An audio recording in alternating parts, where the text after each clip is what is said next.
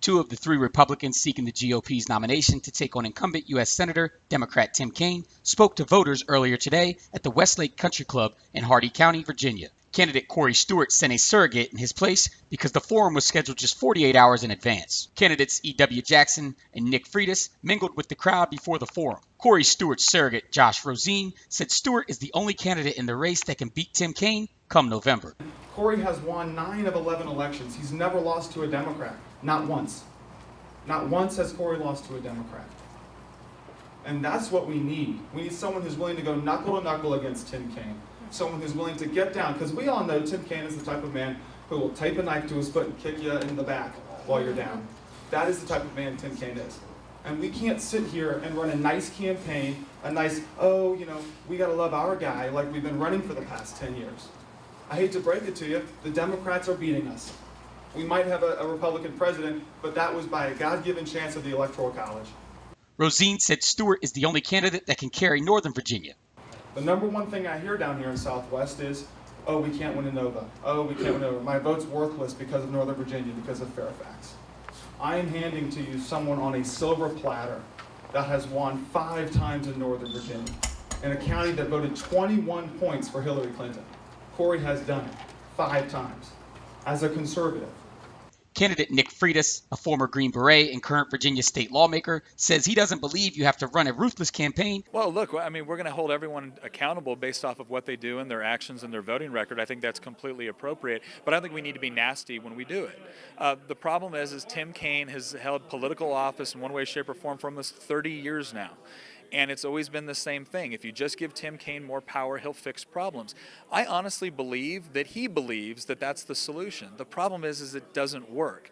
And it really, at some point, it becomes a level of arrogance. And I think people are tired of arrogance coming out of Washington, D.C. I think what we need to be focused on is policies that give, for instance, parents and teachers more control over their education for their children. It gives business owners more control over how they conduct their business. It gives families more control over how they raise their children without all this constant government interference. Candidate E.W. Jackson spoke to the 100-plus voters in attendance about his rough upbringing and said he can relate to minorities and those in poverty. My wife grew up in the projects. I grew up in the ghetto. I come from a broken home. I have a heart for folks who share our values but have been lied to. I mean, lied to by Democrats, lied to by the left and told that we are against them. We are not against them. We see them as individuals and we want them to reach their God-given potential. We want them to go to the highest heights. Their gifts and abilities will take them. But we know that government dependence is not a way to get there. It is a way to make sure you never get there. And frankly, folks, I'm ready to go into these inner cities and tell them, just like Moses told Pharaoh, let my people go. Raise them up to understand that life is not perfect. Does racism exist? Yeah, it does. And, I mean, does it rain? You know, it is part of life. You navigate that the way you navigate every hardship, trial, difficulty. What you don't do is crawl into a corner and get in a fetal position or go deal drugs or go do something because they won't let me. I mean, that was never an acceptable option for me.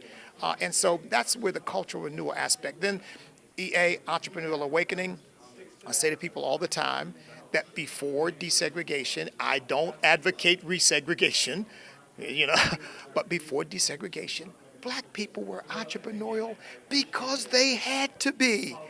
You know, when the doors are shut to you other places, you are forced, well, we'll start our own ice truck. You know, we'll create our own hotel.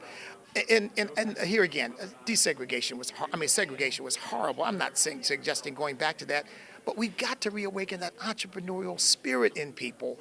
You know, the only entrepreneur in the black community shouldn't be the drug dealer. I mean, you know, so look, black people are as gifted and as talented and as capable and as insightful and as ingenious as any people anywhere. And this idea that somehow, well, they can't because somebody won't let them, we've spent 400 years overcoming what people let us do.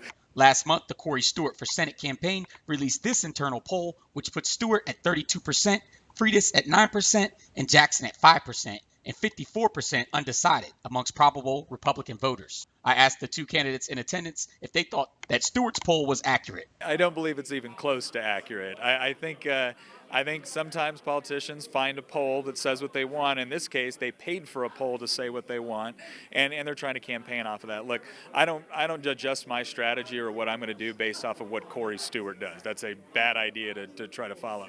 We're going to just keep doing what we have been doing. We've won every single straw poll in the Commonwealth by double digits. So the ones where people got to actually participate, not when we were paying people to participate, we've done very, very well. No, I don't. First of all, I don't believe the poll. No, it's an internal poll. The polling we've been doing our own polls, and the polls show us pretty much neck and neck, almost a statistical dead heat between me and Nick. But look, that's before we did any advertising, before we did any real media outreach, and I have been focused a lot on the fact that as I've traveled the Commonwealth, people come up to me everywhere I go and say, I voted for you last time. I've been waiting for you to run. I'm going to vote for you again. Well, I had 1 million people vote for me last time. The primary is exactly 1 week away on Tuesday, June 12th. The winner of this race will face an uphill battle against Senator TIm Kaine. Democrats have swept all statewide elections in Virginia since 2013, meaning both U.S. Senate seats and the 3 statewide offices of governor, lieutenant governor, and attorney general have been in Democratic hands for quite some time. But one of these 3 men will have a chance to change that come this fall. From the Westlake Country Club, Theo Whitelow for Breaking Through.